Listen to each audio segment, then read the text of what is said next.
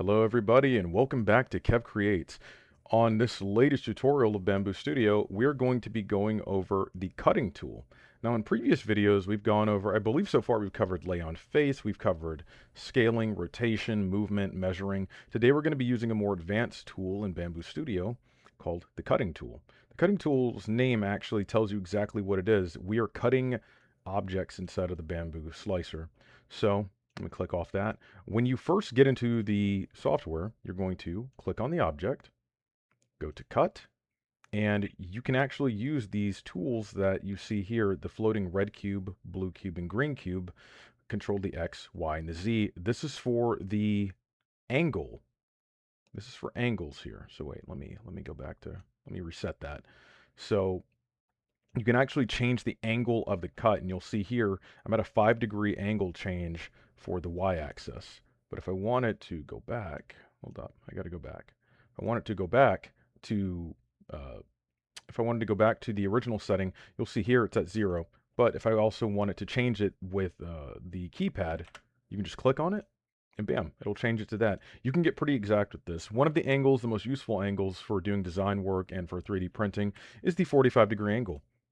And if you click on the out, look, 45-degree angle, perfect 45-degree angle. Or if you want to reset to 0, put it in, reset to 0. You can even control the height at which you are cutting things here if you want it to use the number as well. Look at that.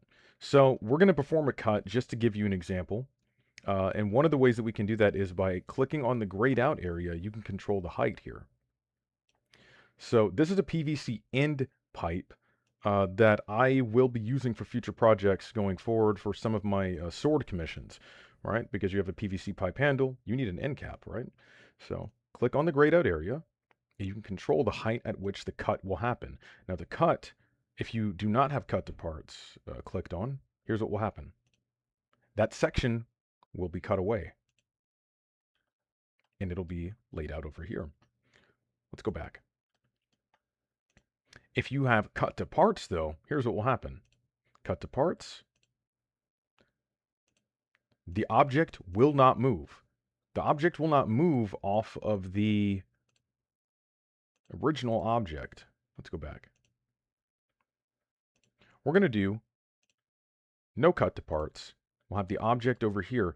Now, this is a great tool to use if you are trying to print a larger object on, say, your 3D printer, and it is not big enough in order to print the entire object all at once. I have a mini A1 for my eBay store that I handle all of my commission projects on, and so far it's been very useful. But lately I've been running into projects where I have to take a very, very large object from a file that I've been given and print it on this very, very small 3D printer. It's very good, but it is also very small.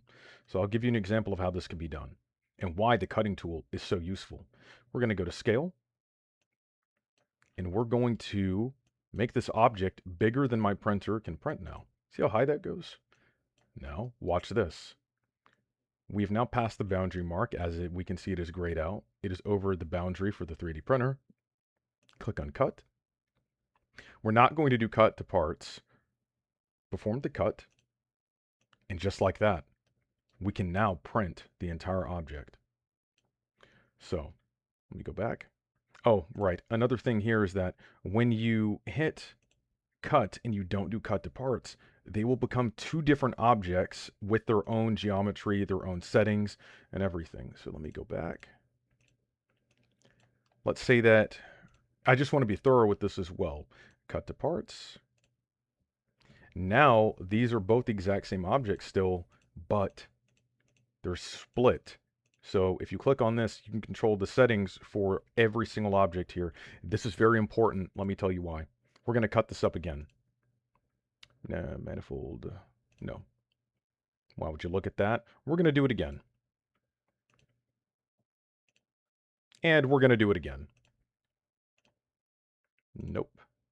Okay, now we have 4 different objects in one. We want to control all of them.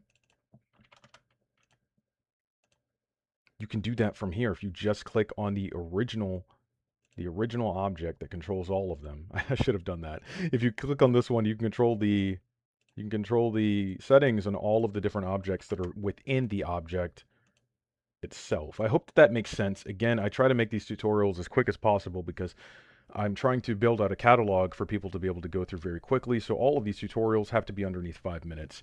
I hope that covers everything. Let me know what tool you guys want me to cover in the future, and as always, thank you for watching. Please like, subscribe, and stay tuned for the next episode of How to Bamboo.